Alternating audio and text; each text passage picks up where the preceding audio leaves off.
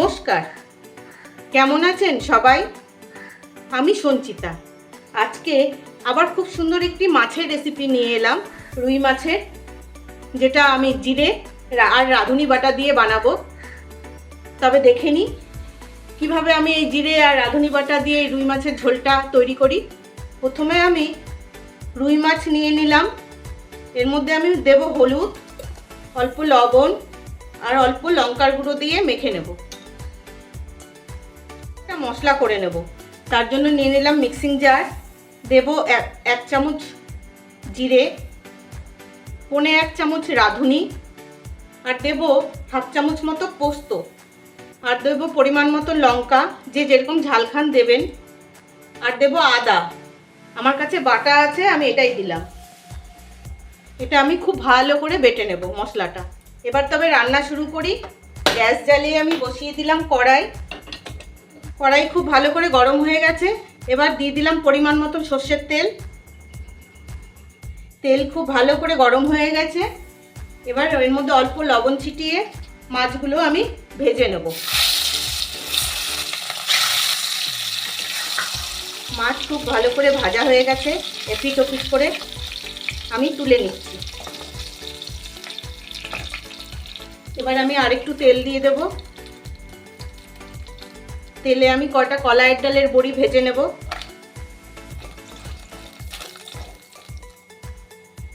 বড়িগুলো বেশ লাল করে ভাজা হয়ে গেছে, আমি এটাও তুলে নিচ্ছি। এবার আমি একটা আলু এরকম 4 টুকরো করে কেটে নিয়েছি, আর পটল যার যেরকম লাগে সেরকম দেবেন। এটাও ভেজে নেব।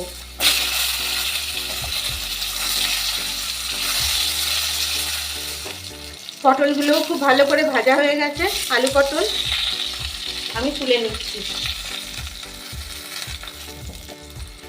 দিয়ে দেবো একটা ফোড়ন, তেজপাতা, অল্প সাদা জিরে, একটু রাঁধুনি।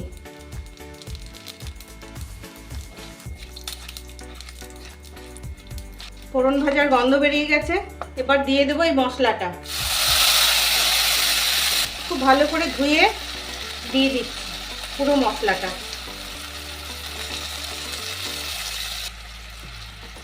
আর দেবো হলুদ, স্বাদ মতো লবণ, আর দেবো অল্প কাশ্মীরি লঙ্কার গুঁড়ো। এবার এই মশলাটা আমি খুব ভালো করে কষে নেব। মোটামুটি কষে এসছে, এই অবস্থায় দিয়ে দেবো হাফ টমেটো, একটা টমেটোর অর্ধেক। টমেটোটা দিয়েও ভালো করে কষে নেব। মশলা খুব ভালো করে কষে গেছে। আর দিয়ে দেবো অল্প চিনি, আর দেব এই আলু পটল, এই সবজি আর বড়িটা ভালো করে কষে নেব। মশলা ভাজার খুব সুন্দর গন্ধ বেরিয়ে গেছে। এবার দিয়ে দিলাম একটু গরম জল।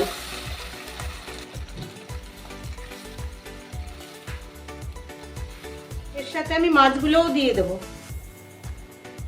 এবার এটা ভালো করে সেদ্ধ হতে দেব। ঝোলটা ভালো করে ফুটতে থাক, ততক্ষণ আমি হাফ চামচ মতন রাঁধুনি আর সামান্য একটু জিরে, রাঁধুনিটা বেশি জিরেটা কম, এটা আমি ভেজে গুঁড়িয়ে নেব। হয়ে গেছে, সুন্দর লাগছে দেখতে, গন্ধটা তো দারুণ বেরোচ্ছে। এবার দিয়ে দেবো একটু কাঁচা আদা, অল্প 2 কাঁচা লঙ্কা চেরা।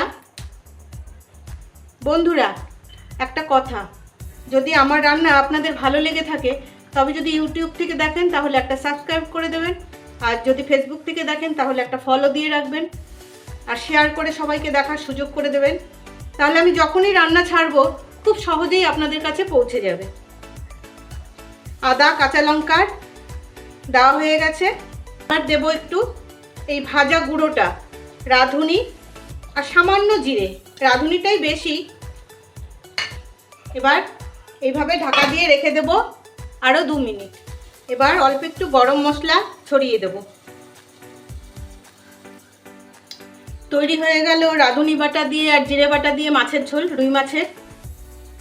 কেমন লাগলো জানাবেন, ভালো লাগলে কিন্তু অবশ্যই জানাবেন। তবে আজকের মতন আসি, আগামী দিন আবার দেখা হবে।